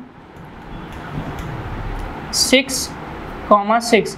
नायलॉन 6,6 कहने का मतलब क्या है? समझिएगा, 6 कार्बन इसमें भी हैं और 6 कार्बन इसमें भी हैं, इसलिए इसका नाम क्या है? नायलॉन 6,6। जो एडिपिक एसिड आपने यूज किया था ये किसका स्ट्रक्चर था, एडिपिक एसिड का, और ये था आपका हेक्सा मेथाइलिन डाइएमीन का, ठीक है, हेक्सा मेथाइलिन डाइएमीन का था। तो इसमें भी 6 कार्बन, इसमें भी 6 कार्बन, इसलिए नायलॉन 6 है। काप्रोलैक्टम का जब स्ट्रक्चर आप देखेंगे तो उसमें भी 6 कार्बन था, इसलिए उसको नायलॉन 6 ही नाम दिया गया है, क्योंकि वहाँ पे सिर्फ और सिर्फ एक ही ऐसा यौगिक या मॉलिक्यूल लिया गया था जिसमें कितने कार्बन थे, 6 कार्बन थे। यहाँ कितने लिए गए हैं, 2, इसलिए यहाँ पे क्या है नाम, नायलॉन 6 नाम दिया गया है, ठीक है। इसके बाद हम बात करेंगे पॉलिस्टर के बारे में, ठीक है। अभी तक आपने जो पढ़ा है वो पॉलीएमाइड फाइबर था, यानी कि ये जो आप नायलॉन के बारे में पढ़ रहे थे ये पॉलीएमाइड फाइबर्स हैं, सिंथेटिक फाइबर्स इनको हम कहते हैं। अब हम बात करेंगे पॉलिस्टर, जो कि एक प्रकार का एस्टर का पॉलीमर है, ठीक है। किसका पॉलीमर है, एस्टर का पॉलीमर है। अगला है वो है आपका पॉलिस्टर, या जैसे हम टेरिलीन भी कहते हैं, क्या कहते हैं, टेरिलीन। तीसरा है पॉलिस्टर,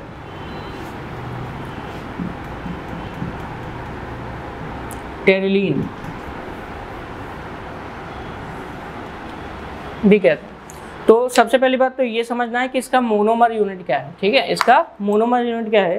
तो अगर हम यहाँ पे पॉलिस्टर बनाते हैं, यानी कि जैसे कि टेरिलीन हो गया, तो इसका जो मोनोमर यूनिट है वो है आपका एथिलीन ग्लाइकॉल, और साथ ही साथ यहाँ पे है वो है आपका टेरेफ्थैलिक एसिड। क्या है आपका, टेरेफ्थैलिक एसिड। यहाँ पे क्या होगा इसका आपका, एक तरीके से अगर देखा जाए तो मोनोमर यूनिट का यहाँ पे होता है। तो देख लेते हैं मोनोमर क्या है, एकलक अणु क्या है, वो है आपके थैलिक, ठीक है। देखिए सबसे पहली बात तो याद रखिए कि टेरिलीन बना रहे हैं हम, तो टेरिलीन के हिसाब से ही हम इसका नेमिंग करेंगे। तो एक है आपका यहाँ पे वो है टेरेफ्थैलिक एसिड, और दूसरा क्या है आपका, वो है यहाँ पर एथिलीन ग्लाइकॉल। क्या है, एथिलीन ग्लाइकॉल। एक हो गया, और इसमें हम किसको ऐड करेंगे, एथिलीन ग्लाइकॉल, ठीक है, एथिलीन ग्लाइकॉल। चलिए देखते हैं। अब पहले टेरेफ्थैलिक एसिड का हम यहाँ पे स्ट्रक्चर बनाते हैं, देन हम बनाएंगे एथिलीन ग्लाइकॉल, या किसी का भी पहले आप बना सकते हैं, चाहे एथिलीन ग्लाइकॉल का पहले बनाइए। तो एथिलीन ग्लाइकॉल का होता है CH2S CH2H, ये इसका स्ट्रक्चर होता है। वहीं पे अगर हम टेरेफ्थैलिक एसिड की बात करें तो इसको हम बेंजीन 1,4 डाइकार्बोक्सिलिक एसिड का नाम देते हैं। क्या नाम देते हैं, डाइकार्बोक्सिलिक एसिड का नाम देते हैं। तो चलिए देखते हैं। पहले हम यहाँ पर बना लेते हैं एथिलीन ग्लाइकॉल, जिसका स्ट्रक्चर कुछ इस तरीके से होगा, CH2OH, और यहाँ पे भी क्या होगा, OH होगा, ठीक है। इसी के साथ साथ अगर हम देखें तो यहाँ पर हम ऐड करने जा रहे हैं टेरेफ्थैलिक एसिड, जिसे हम कहते हैं 1,4 डाइकार्बोक्सिलिक एसिड का नाम देते हैं। तो ये हो गया आपका COOH, और यहाँ पे आपका हो गया COOH। तो 1,4 डाइकार्बोक्सिलिक एसिड है, बेंजीन 1,4 डाइकार्बोक्सिलिक एसिड। इसका नाम क्या है आपका, ये है एथिलीन ग्लाइकॉल, ये है एथिलीन ग्लाइकॉल। और इसी के साथ साथ ये है आपका टेरेफ्थैलिक एसिड, ठीक है। तो ये दोनों के दोनों मोनोमर यूनिट हैं। इनकी संख्या अगर हम एक साथ लिखें, मान लें यहाँ इसकी n संख्या और इनकी भी n संख्या हम यहाँ पे लेते हैं, तो ऐसे समय में यहाँ पर आपका क्या बनेगा, वो है आपका पॉलिस्टर यानी कि टेरिलीन बनेगा। और ऐसे समय में जब पॉलिस्टर या टेरिलीन बनेगा तो उसको लिखने का क्या तरीका है, ध्यान से देखिएगा। पहली बात तो वाटर मॉलिक्यूल यहाँ से रिलीज हो जाएगा, तो OH मॉलिक्यूल इसका, और यहाँ से H मॉलिक्यूल निकलेगा, तो वाटर मॉलिक्यूल रिलीज हो जाएगा। तो ऐसे समय में यहाँ पर आपको सिर्फ और सिर्फ एस्टर, यानी कि यहाँ पर अगर देखेंगे COO, तो ये आपको मिलेगा, जो कि यहाँ से जाके जुड़ जाएगा। तो चलिए देखते हैं क्या बनता है आपका। ऐसे समय में यहाँ पे देखिए, यहाँ पे आपका CH2OH और H निकला, तो OOC यानी कि ये बचा है फिर बेंजीन रिंग के साथ, ठीक है, फिर बेंजीन रिंग है, बेंजीन रिंग के साथ आपका COO और इसके साथ साथ आपका क्या बचा है यहाँ पे H है, ठीक है। तो ये आपका COOH, मतलब अगर देखा जाए तो बेंजीन रिंग आपस में वहाँ पे क्या हो जाएंगे, ऐड हो जाएंगे। और इसी के साथ साथ अगर आप देखेंगे तो यहाँ पे इसका कौन सा फॉर्म निकलेगा, वो है आपका यहाँ पे O के साथ, अगर देखें तो यहाँ पे आपका O के साथ H बाहर निकला है और यहाँ पे CO के साथ यहाँ पे OH, और इसके साथ साथ हमने क्या कर दिया बाहर की तरफ, इस तरीके से कर दिया। ये आपका क्या हो गया, बन गया पॉलिस्टर टेरिलीन। ये क्या बना आपका पॉलिस्टर, जिसका नाम है टेरिलीन, जिसका नाम क्या है टेरिलीन बना है। क्लियर हो गया। तो ये किसके लिए आपका पॉलिस्टर टेरिलीन, और इसमें भी क्या निकला आपका वाटर मॉलिक्यूल यहाँ से एलिमिनेट किया है। वाटर मॉलिक्यूल यहाँ से क्या करता है, एलिमिनेट करता है। क्लियर। चलिए अगले पे चलते हैं। अगला है आपका वो है बेकेलाइट। क्या है बेकेलाइट। इससे पहले जो आपके यहाँ पे पॉलिस्टर हैं इनका हम यहाँ पे प्रयोग भी देख लेते हैं कि प्रयोग क्या है। तो जनरली इसका जो प्रयोग है वो कपड़े बनाने में किया जाता है, ठीक है, यानी कि पॉलिस्टर फाइबर्स हैं और इनका हम उपयोग कहाँ से करते हैं, वस्त्र बनाने में किया जाता है, यानी कि इन टेक्सटाइल इंडस्ट्री, ठीक है। चलिए आगे चलते हैं। उसका नाम है आपका, अगला है वो है आपका यहाँ पे बेकेलाइट। बेकेलाइट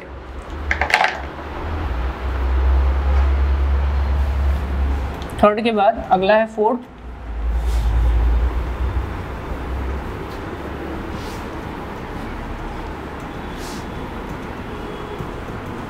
जो आपका किसके अंतर्गत आएगा, बेकेलाइट।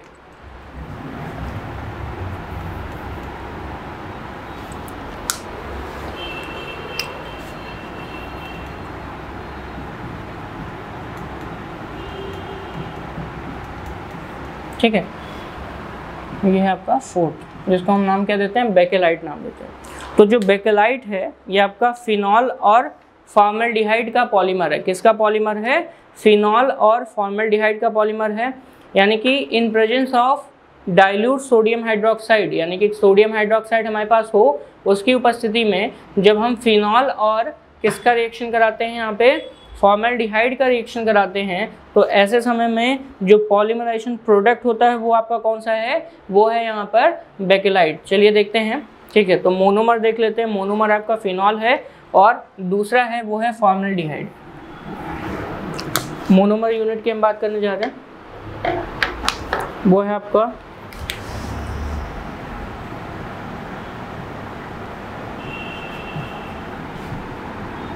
Phenol plus formaldehyde.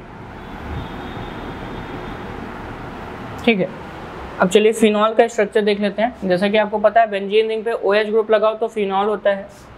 तो ये आपका स्ट्रक्चर है किसका, फिनॉल का। बेंजीन रिंग पे क्या लगा, OH। इसके कितने मॉलिक्यूल्स मैंने ले लिए, N मॉलिक्यूल्स। इसी के साथ साथ अगर हम बात करें तो आपका क्या है, फॉर्मेल्डिहाइड। फॉर्मेल्डिहाइड को जनरली HCHO से यहाँ पे क्या करते हैं, HCHO। ठीक है, यानी कि फॉर्मेल्डिहाइड है जिसका फॉर्मूला क्या है, HCHO, या जनरली CH2O से भी इसको क्या करते हैं, हम रिप्रेजेंट करते हैं। किससे रिप्रेजेंट, इसके मान लेते हैं कितने मॉलिक्यूल्स ले लिए, M मॉलिक्यूल्स हमने यहाँ पे ले लिए।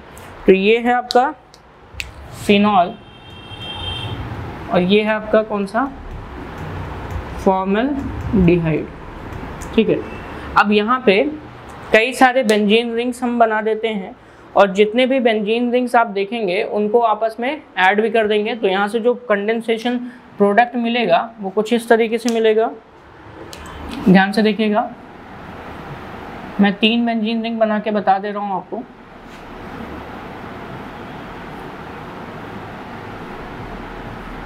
एक बेंजीन रिंग इसके नीचे, ऐसे बहुत सारे जुड़े होंगे। ठीक है, तो यहाँ पे अगर आप देखेंगे तो इसके हर एक बेंजीन रिंग के बीच में CH2 ग्रुप लगा होता है। हर एक बेंजीन रिंग के बीच में, यानी कि बेंजीन रिंग को आपस में जोड़ने के लिए कौन सा ग्रुप लगेगा, CH2 ग्रुप लगेगा। और जहाँ जहाँ से बॉन्डिंग जुड़ेगी वहाँ वहाँ CH2 ग्रुप लगेगा। मान लेते हैं यहाँ से जुड़ रही है तो यहाँ पे भी आपका CH2 यानी कि ये आगे जाके कहीं ना कहीं जुड़ेगा, तो इसको ऐसे दिखा दिया। यहाँ से भी बॉन्डिंग जुड़ सकती है तो यहाँ पे भी CH2, और यहाँ से भी बॉन्डिंग अगर जुड़ जाएगी तो यहाँ से भी क्या दिखाएंगे CH2, ठीक है। साथ ही साथ यहाँ से भी जुड़ सकती है तो इसको CH2, यहाँ पे भी CH2, ठीक है। जहाँ जहाँ खाली आप देख रहे हो यहाँ पे OH लगाना है, OH इधर, OH यहाँ पे हो गया, और यहाँ पे भी क्या हो गया OH, ठीक है। तो ये जो मैं आपका CH2 यहाँ पे बेसिस दिखा रहा हूँ, यहाँ से जा करके आपका रिंग बन सकता है। और ये जो स्ट्रक्चर आप देख रहे हो ये किसका है, बेकेलाइट का है। किसका है, बेकेलाइट का है, यानी कि ये पॉलीमराइजेशन का है, यानी कि बेकेलाइट का स्ट्रक्चर। तो आपने क्या किया, फिनॉल का और फॉर्मेल्डिहाइड का क्या किया, बहुलकीकरण का है, पॉलीमराइजेशन करा है in presence of dilute NaOH। तो यहाँ पे आप कौन सा NaOH यूज कर रहे हो, आप डाइल्यूट NaOH, यानी कि तनु सोडियम हाइड्रोक्साइड की उपस्थिति में, तनु सोडियम हाइड्रोक्साइड की उपस्थिति में आप यहाँ पर क्या कराते हो, रिएक्शन कराते हो। तो पॉलीमराइजेशन के प्रोसेस द्वारा आपका क्या बनता है, बेकेलाइट का फॉर्मेशन होता है। क्लियर।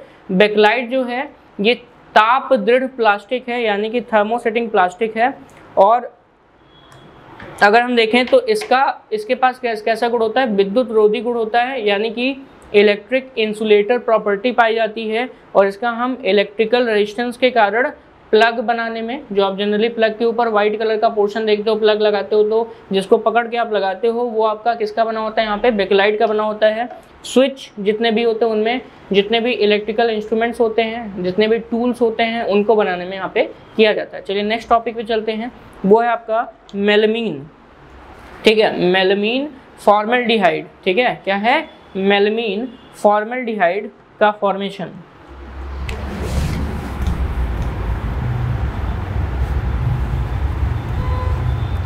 अगला है आपका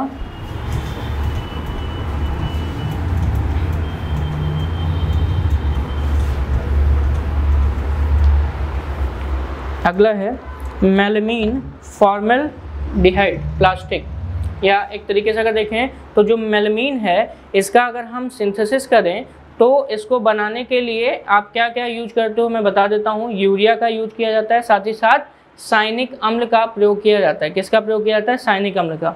तो पहले यूरिया को हम लोग हीट करते हैं जिससे साइनिक अम्ल बनता है, और साइनिक अम्ल का फिर से हम क्या करते हैं, कैटलिस्ट के प्रेजेंस में क्या करते हैं, पॉलीमराइजेशन कराते हैं, जिससे क्या बनता है, मेलानिन का फॉर्मेशन होता है। तो मेलामीन and formaldehyde plastic,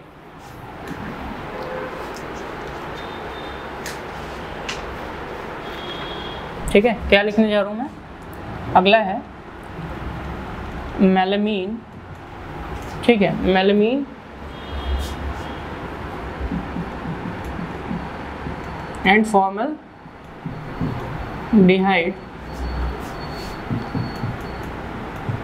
plastic, melamine and formaldehyde plastic, ठीक है। चलिए सबसे पहली बात तो मेलामीन कैसे बनेगा, तो मेलामीन और फॉर्मेल्डिहाइड से क्या बनता है, मेलामीन फॉर्मेल्डिहाइड प्लास्टिक बनता है, जैसा कि नाम से ही पता चल रहा है। और ये जो बहुलक है यानी कि जो पॉलीमर बनेगा ये आपका बेकेलाइट की तरह ही कैसा होता है, थर्मोसेटिंग प्लास्टिक होता है, यानी कि जो हीट द्वारा आसानी से क्या हो जाता है, सेट हो जाता है। और इसका जो प्रयोग है वो प्लास्टिक की प्लेटों बनाने में किया जाता है, साथ ही साथ अन्य बर्तन बनाने में, यानी कि प्लास्टिक की जो प्लेटें होती हैं इसका निर्माण इसी से किया जाता है। यानी कि जो प्लास्टिक यूटेंसिल्स होते हैं इनके लिए हम लोग क्या करते हैं, मेलामीन और फॉर्मेल्डिहाइड पॉलीमर का ही प्रयोग करते हैं, मेलामीन और फॉर्मेल्डिहाइड। क्लियर। चलिए अब मेलामीन कैसे बनाया जाता है, आपका यूरिया से बनाया जाता है, ठीक है। तो मेलामीन कैसे बनता है, यूरिया से बनता है। कैसे यूरिया से बनेगा, बहुत ही इंपॉर्टेंट है, पूछा जाता है आपसे। तो यूरिया को पहले गर्म करने पर क्या बनेगा, साइनिक अम्ल बनता है। क्या बनता है, साइनिक अम्ल। और जो साइनिक अम्ल है उसको उत्प्रेरक की उपस्थिति में गर्म कर दें तो आपका क्या बन जाता है, मेलानिन बन जाता है। और मेलानिन क्या है, चलिए हम बताते हैं, ठीक है। C3H6N6 ये क्या कहलाता है, आपका मेलानिन कहलाता है। C3H6N6 आपका क्या कहलाता है, मेलानिन कहलाता है, ठीक है। चलिए सबसे पहले हम यूरिया लेंगे जिसका फॉर्मूला NH2CO NH2, इसको हीट करेंगे। क्या करेंगे, हीट करेंगे। हीट करने पे अमोनिया जो है वो बाहर निकलेगा, ठीक है, हीट करेंगे,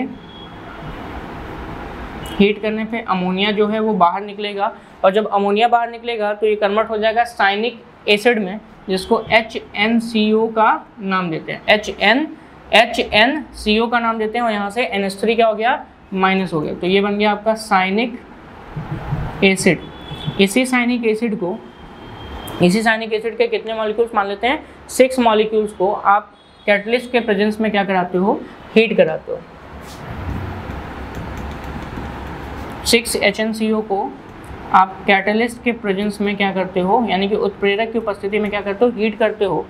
तो ऐसा करने पर आपका क्या बनता है, C3H6N6, जिसका नाम क्या है अभी मैंने बताया, C3H6N6, जिसको मेलामीन कहते हो, और साथ ही साथ कार्बन डाइऑक्साइड मॉलिक्यूल्स यहाँ पे क्या होता है, रिलीज होता है। तो ये बन गया आपका मेलामीन, जिसका प्रयोग हम थर्मोसेटिंग प्लास्टिक बनाने में करते हैं, ठीक है, तो मेलामीन हो गया। और अगर हम देखें, इसको मेलामीन बोलते हैं, ME से लिखा जाएगा, ठीक है। चलिए, तो इसको अगर देखा जाए, यहाँ पे इसका स्ट्रक्चर अगर हम देखें तो स्ट्रक्चर में आपका 3 कार्बन होगा और 3 नाइट्रोजन होगा, यानी कि 6 मेंबर की यहाँ पे रिंग होगी, जैसा बेंजीन रिंग होता है। और साइड में अगर हम देखें तो यहाँ पर हाइड्रोजन के साथ साथ NH2 ग्रुप लगा होता है। तो स्ट्रक्चर कुछ इस तरीके से होगा, कार्बन के साथ N, फिर कार्बन, फिर N, फिर कौन है, कार्बन, फिर यहाँ पे कौन है, N, फिर आपका कार्बन, यानी कि 3 जगहों पे आपने क्या यूज किया है, नाइट्रोजन यूज किया है, ठीक है। अल्टरनेट पे अगर देखें तो डबल बॉन्डिंग हम लगा सकते हैं, जैसा कि आपके बेंजीन रिंग में पाया जाता है। अल्टरनेट पे कैसा होता है, डबल बॉन्ड होता है। तो ये आपका डबल बॉन्ड यहाँ पे होगा अल्टरनेट पे, और बाकी जगहों पर कौन सा, NH2, और यहाँ भी कौन सा ग्रुप, NH2। तो आप देखेंगे टोटल मिला के 6 नाइट्रोजन होने चाहिए, तो 1 2 3 4 5 6 नाइट्रोजन, 6 हाइड्रोजन, 2 2 4 2 6, और यहाँ पे 3 कार्बन जो कि रिंग में है, ठीक है। तो ये फॉर्मूला क्या हो गया, मेलामीन का ये हो गया स्ट्रक्चर, ठीक है। चलिए, तो ये तो हो गया आपके मेलामीन और यहाँ पे फॉर्मल्डिहाइड प्लास्टिक के बारे में, ठीक है, जिसका हम थर्मोसेटिंग प्लास्टिक के रूप में यूज करते हैं, यानी कि मेलामीन फॉर्मल्डिहाइड प्लास्टिक बनाने में यहाँ पे प्रयोग होता है। अब हम बात करेंगे कुछ ऐसे पॉलीमर्स की जो कि आपके क्या हैं, बहुलक हैं, यानी कि अगर हम देखें तो जिनको हम जैव अपघटनीय और जैव अनअपघटनीय बहुलक का नाम देते हैं, यानी कि बायोडिग्रेडेबल और बायो नॉन डिग्रेडेबल पॉलीमर्स के बारे में बात करने जा रहे हैं। किसके बारे में, बायोडिग्रेडेबल और बायो नॉन डिग्रेडेबल, ठीक है। तो यहाँ पर आपका हम बात करने जा रहे हैं यहाँ पे बायोडिग्रेडेबल और नॉन बायोडिग्रेडेबल पॉलीमर्स के बारे में। देखिए, ऐसे पॉलीमर्स जो जनरली जीवाणुओं, कवकों आदि सूक्ष्म जीवों द्वारा अपघटित हो जाते हैं, यानी कि माइक्रो ऑर्गेनिज्म द्वारा, जिनको हम क्या कर सकते हैं, डिकम्पोज कर सकते हैं, उनको हम क्या कहते हैं, उनको हम बायोडिग्रेडेबल पॉलीमर का नाम देते हैं। यानी कि ऐसे पॉलीमर जो प्रकृति में उपलब्ध जीवाणुओं, यानी कि अगर देखा जाए तो नेचर में जितने भी आपके बैक्टीरिया हैं, जितने भी फंगस हैं, जो एक तरीके से डिकम्पोजर, अपघटक का काम करते हैं, उनके द्वारा अगर क्या हो जाए, डिकम्पोज हो जाए, तो उनको हम सीधे सीधे बोलेंगे बायोडिग्रेडेबल, यानी कि माइक्रो ऑर्गेनिज्म द्वारा इनको डिकम्पोज कर लिया गया है या किया जा सकता है, ठीक है। अच्छा, ऐसा करने से फ़ायदा क्या मिलता है, ऐसा करने से फ़ायदा ये मिलता है कि जो आपके बायोडिग्रेडेबल होते हैं वो एक तरीके से हमने यूज किया, और यूज करने के बाद अगर उसकी ज़रूरत नहीं पड़ी तो वो एटमॉस्फेयर से गायब हो गया, यानी कि उसका कोई बैड इफेक्ट अगर देखा जाए तो एटमॉस्फेयर पे नहीं पड़ता है। लेकिन वहीं पे अगर हम नॉन बायोडिग्रेडेबल की बात करें, ठीक है, ध्यान से सुनिएगा, मैं पहले बायोडिग्रेडेबल के बारे में बता देता हूँ कि बायोडिग्रेडेबल वो हैं, ठीक है, बायोडिग्रेडेबल पॉलीमर्स जो होते हैं, यहाँ पे लिख देता हूँ मैं कि polymers which can be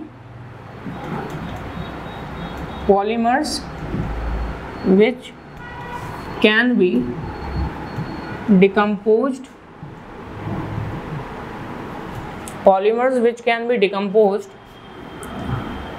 by micro organisms, bye micro organisms उनको हम क्या कहते हैं, बायोडिग्रेडेबल कहते हैं। जनरली जो नेचुरल पॉलीमर्स होते हैं, एग्जांपल्स जितने भी जनरली नेचुरल पॉलीमर्स हैं वो आपके क्या होते हैं, बायोडिग्रेडेबल होते हैं, जैसे कि सेलुलोज,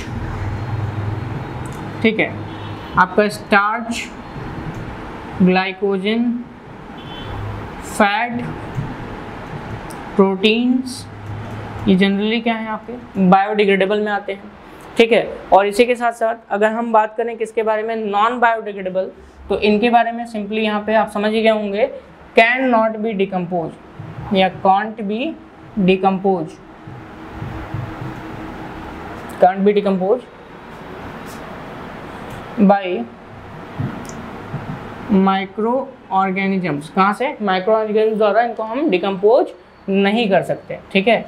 जैसे कि जितने भी एग्जांपल अगर हम बात करें तो सिंथेटिक पॉलीमर्स जो हैं, जितने भी संश्लेषित मैन मेड हैं, जैसे कि प्लास्टिक हो गया, पॉलीथीन हो गया, पीवीसी हो गया, टेफ्लॉन हो गया, तो ये सभी के सभी आपके सिंथेटिक पॉलीमर्स के अंतर्गत आते हैं और ये सभी के सभी आपके लगभग नॉन बायोडिग्रेडेबल आपके पॉलीमर्स के अंतर्गत आते हैं। तो जितने भी संश्लेषित पॉलीमर्स हैं वो आपके नॉन बायोडिग्रेडेबल के अंतर्गत आते हैं। लेकिन कुछ ऐसे भी सिंथेटिक पॉलीमर्स हैं जो आपका बायोडिग्रेडेबल के अंतर्गत भी आता है। सिंथेटिक पॉलीमर्स के अंतर्गत ही बात कर रहा हूँ, जिसमें आपका है पॉलीलैक्टाइड बहुलक, ठीक है, पॉलीलैक्टाइड पॉलीमर, जिसमें आपका पॉलीलैक्टाइड पॉलीमर, ठीक है। अब ये आपका जो पॉलीलैक्टाइड पॉलीमर है ये आपका लैक्टिक एसिड के किससे बनता है, पॉलीमराइजेशन से बनता है। किससे बनता है, लैक्टिक एसिड के, by polymerization of lactic acid, polymerization of lactic acid. और इसको हम जनरली क्या करते हैं, आर्टिफिशियल रूप से क्या करा देते हैं, यहाँ पे सिंथेसाइज कराते हैं, सिंथेटिक पॉलीमर के अंतर्गत ले आते हैं, तो इसलिए इसको पॉलीलैक्टाइड पॉलीमर का नाम देते हैं। क्लियर हो गया, चलिए। तो ये हो गया आपका। यहीं पे अगर हम पॉलिस्टर बहुलक की बात करें तो आपके कैसे होते हैं, नॉन बायोडिग्रेडेबल होते हैं, ठीक है। वहीं पे आपका अगर हम देखें तो आपके जितने भी सिंथेटिक फाइबर्स हैं, सिंथेटिक फाइबर्स जैसे कि पॉलिस्टर हो गया, ये आपका कैसा होता है, नॉन बायोडिग्रेडेबल होता है, ठीक है। वहीं पे कुछ जैव निम्नीकरण आपके प्लास्टिक बहुलक भी बनते हैं, ठीक है। लेकिन अगर हम यहीं पे बात करें तो आपके जो आपके बायोडिग्रेडेबल के अंतर्गत आते हैं वो जनरली नेचुरल पॉलीमर्स होते हैं। और इसी के साथ साथ अगर हम देखें तो यहाँ पर आपका पॉलीलैक्टाइड पॉलीमर है, जो कि आपका एक प्रकार से अगर देखा जाए तो लैक्टिक एसिड का क्या है, पॉलीमर है, ठीक है। चलिए, तो ये हो गया biodegradable and non biodegradable polymers, ठीक है। तो पॉलीमर का जो टॉपिक था आपके एक ही लेक्चर में कंप्लीट हो गया, लगभग आई थिंक 1 घंटे से ज़्यादा का लेक्चर है। इसके आगे का जो जैसे न्यूमेरिकल्स बेस्ड या एक तरीके से जो क्वेश्चन पूछे जाते हैं, इस पर हम लेक्चर नंबर 2 बनाएंगे। Thank you so much.